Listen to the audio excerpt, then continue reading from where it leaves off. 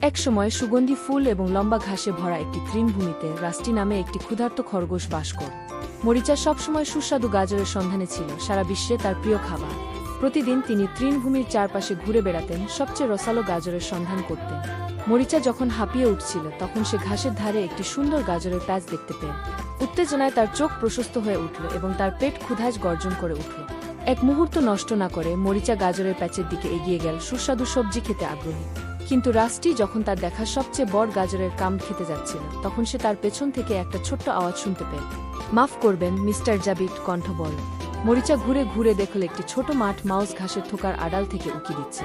আপনি কি চান? মরিচাকে অধৈর্য হয়ে জিজ্ঞেস করল, তার ক্ষুধা তার ভালো হয়ে যাচ্ছে। আমি সাহায্য করতে পারলাম না, কিন্তু লক্ষ্য করুন যে আপনি গাজরের প্যাচ খুঁজে পেয়েছেন, ইঁদুরটি ভীতুভাবে বলল। আমি খুব ক্ষুধার্ত এবং আমি আশা করছি আপনি আমার সাথে কিছু গাজর ভাগ করতে পারেন। মরিচা এক মুহূর্ত ইতস্তত করে, তার ক্ষুধা আর করুণার মাঝে ছিঁড়ে গেল। কিন্তু তারপরে তিনি সেই সময়ের কথা মনে করলেন যখন তিনি ক্ষুধার্ত ছিলেন এবং কেউ তাকে সাহায্য করার জন্য কান্না করেছিলেন। একটি সদয় হাসি দিয়ে রাস্টি মাউসকে কিছু গাজর অফার করেছিল এবং তারা একসাথে উষ্ণ রোদে একটি সুস্বাদু খাবার উপভোগ করেছিল। সেই দিন থেকে মরিচা এবং মাউস সেরা বন্ধু হয়ে ওঠে। তারা গাজর থেকে বেরি থেকে সুস্বাদু সবুজ শাকসবজি, তৃণভূমিতে পাওয়া সমস্ত কিছু ভাগ করেছে। এবং যখনই তাদের একজন ক্ষুধার্ত বোধ করত, তারা জানত যে তারা সাহায্য এবং সমর্থনের জন্য অন্যের উপর নির্ভর করতে পারে। গাজরের প্রতি তার অতৃপ্ত ক্ষুধা ছিল। তিনি কেবল সেই খাস্তা কমলা আনন্দের লোককে প্রতিহত করতে পারেননি। দিনের পর দিন মরিচা তৃণভূমির এক প্রান্ত থেকে অন্য প্রান্তে ছুটে যেতেন, সবচেয়ে রসালো, সবচেয়ে মুখের জলের গাজরের সন্ধানে। কিন্তু একটি বিশেষ দিনে যখন সে তার পেট গজগজ করে তৃণভূমির মধ্য দিয়ে আবদ্ধ ছিল, তখন মরিচা অপ্রত্যাশিত কিছুতে হোঁচট খেয়েছিল। তৃণভূমির ধারে একটি উঁচু ওক গাছের ছায়া নিচে মিয়া নামে একটি ছোট ভীতু ইঁদুর ছিল। মিয়ার পশম ধূসর রঙের একটি নরম ছায়া ছিল এবং তার চোখ কৌতূহলে জ্বলজ্বল করে যখন সে মরিচা ধরে যেতে দেখছিল। হ্যালো ডিয়ার, মরিচা ইঁদুরকে অভিবাদন জানাল, তার নাক আগ্রহে নাড়ছে। কি আপনাকে তৃণভূমির এই অংশে নিয়ে আসে? মিয়া লাজুকভাবে ঘাসের আড়াল থেকে উকি দিয়ে উত্তর দিল, আমি কিছু খাবার খুঁজছি। বেশ কিছুক্ষণ হয়ে গেছে আমি একটি ভালো খাবার খেয়েছি। সহানুভূতির একটি যন্ত্রণা মরিচায়ের হার্টস্ট্রিংজে টানছে। নিজের ক্ষুধা সত্ত্বেও তিনি তার সহকর্মী প্রাণীর দুর্দশাকে উপেক্ষা করতে পারেননি। ঠিক আছে, আপনি ভাগ্যবান, মরিচা চিৎকার করে বল। তার মনে হঠাৎ একটি ধারণা তৈরি হয়। পুরো তৃণভূমিতে সবচেয়ে সুস্বাদু গাজর কোথায় লুকিয়ে আছে তা আমি জানতে পেরেছি। আমাকে অনুসরণ করুন। এটির সাথে রাস্টি মিয়াকে তৃণভূমির মধ্য দিয়ে আনন্দের তারায় নিয়ে যায়, পাথরের উপর দিয়ে ঝোপঝাড় এড়িয়ে সোনালি সূর্যের আলোতে স্নান করা গাজরের ছোপ ছুঁয়ে না যাওয়া পর্যন্ত। মাটি থেকে একটি মোটা গাজর ছিঁড়ে মিয়াকে অফার করার সময় মরিচা চোখ উত্তেজনায় চকচক করে। এই তুমি যাও, মরিচা একটা হাসি দিয়ে বল।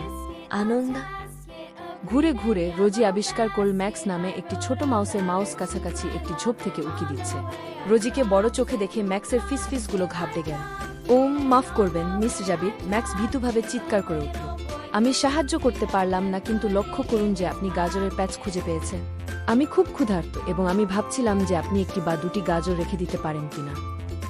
রোজি তার নিজের ক্ষুধা এবং তার সহকর্মী প্রাণীকে সাহায্য করার আকাঙ্ক্ষার মধ্যে ছিঁড়ে এক মুহূর্তের জন্য ইতস্তত করল। কিন্তু তারপরে তার সেই সময়গুলোর কথা মনে পড়ল যখন সে ক্ষুধার্ত ছিল এবং কাউকে থাবা দিতে চেয়েছিল। একটি উষ্ণ হাসি দিয়ে রোজি এক মুঠো গাজর ছিঁড়ে ম্যাক্সকে অফার করল। অবশ্যই ম্যাক্স, আমি আপনার সাথে ভাগ করে নিতে খুশি হব, রোজি সদয়ভাবে বল। রোজির প্রসারিত থাবা থেকে গাজর গ্রহণ করায় ম্যাক্সের চোখ কৃতজ্ঞতায় জ্বলজ্বল করে। একসাথে তারা গাজরের প্যাচের মধ্যে বসে কুচকি সবজি খেয়ে এবং তৃণভূমিতে তাদের দুঃসাহসিক কাজ সম্পর্কে আড্ডা দেয়। অ্যালো, ছোট একজন লিও তার গভীর গর্জনকারী কণ্ঠে গজগজ করে উঠল। কি আপনাকে আমার ডোমেনে নিয়ে আসে? নীলো তার ট্র্যাকগুলিতে জমে গেল, তার হৃদয় ভয়ে কাঁপছে। সিংহগুলি হিংস্র শিকারী হিসাবে পরিচিত ছিল এবং মিলো তাদের হিংস্রতার গল্প শুনেছিল। কিন্তু তিনি লিওর মৃদু চোখের দিকে তাকালেন। মিলো কোনো বিদ্বেষ অনুভব করেনি, শুধুমাত্র কৌতূহল। আমি অনুপ্রবেশের জন্য দুঃখিত। মিলো স্তব্ধ হয়ে উঠল, তার কাঁপুনি নার্ভাসভাবে নাড়ছে। আমি কিছু খাওয়ার জন্য খুঁজছিলাম। লিওর অভিব্যক্তি সহানুভূতিতে নরম হয়ে গেল যখন সে তার সামনে ছোট্ট ইঁদুরটিকে দেখল। ক্ষমাহীন জঙ্গলে খাবার খোঁজার লড়াইটা তিনি খুব ভালো করেই জানতেন। ঠিক আছে, আপনি সঠিক জায়গায় এসেছেন, লিও একটি আশ্বস্ত হাসি দিয়ে উত্তর দিল। আমাকে অনুসরণ করুন এবং আমি আপনাকে দেখাব যে জঙ্গলের সবচেয়ে সুস্বাদু খাবার কোথায় পাওয়া যায়।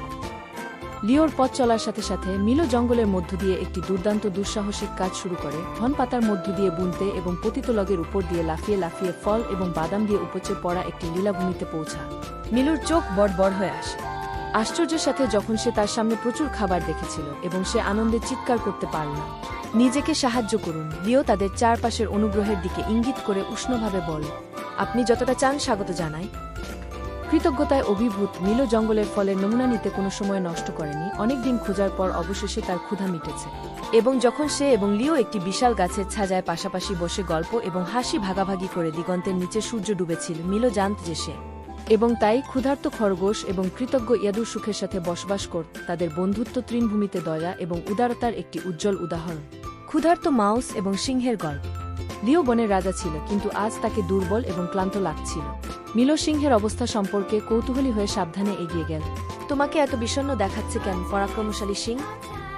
মিলোকে জিজ্ঞেস করল, তার ছোট্ট কণ্ঠস্বরে উদ্বেগে ভরা। লিও ভারী দীর্ঘশ্বাস ফেলে উত্তর দিল, আমি ক্ষুধার্ত ছোট্ট ইয়াদু। বনের প্রাণীরা আমাকে ভয় পায় এবং তারা তাদের খাবার আমার সাথে ভাগ করতে অস্বীকার করে। মিলোর হৃদয় সিংহের কাছে চলে গেল এবং সে জানত তাকে সাহায্য করতে হবে। চিন্তা করো না বন্ধু, মিলো সাহস করে বল, আমি তোমাকে কিছু খেতে দেব।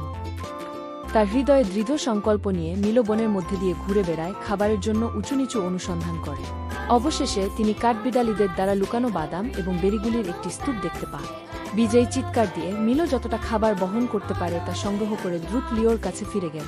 মিলো তাকে সুস্বাদু ভোজ উপহার দেওয়ার সাথে সাথে লিওর চোখ কৃতজ্ঞতায় জ্বলে উঠল। একসাথে তারা খাবার ভাগ করে নিয়েছে, তাদের পেট পূর্ণ হয়েছে এবং তাদের আত্মা উত্থিত হয়েছে। সেই দিন থেকে মিলো এবং লিও একে অপরের জয় এবং কষ্ট ভাগ করে নেওয়ার সেরা বন্ধু হয়ে ওঠে। এবং যখন তারা একসাথে বনে ঘোরাফেরা করেছিল, মিলো এবং লিও অন্যান্য প্রাণীদের দয়া এবং বন্ধুত্বের গুরুত্ব শিখিয়েছিল, প্রমাণ করে যে এমনকি সবচেয়ে হিংস্র প্রাণীও বন্ধুর সাথে সান্ত্বনা পেতে পারে।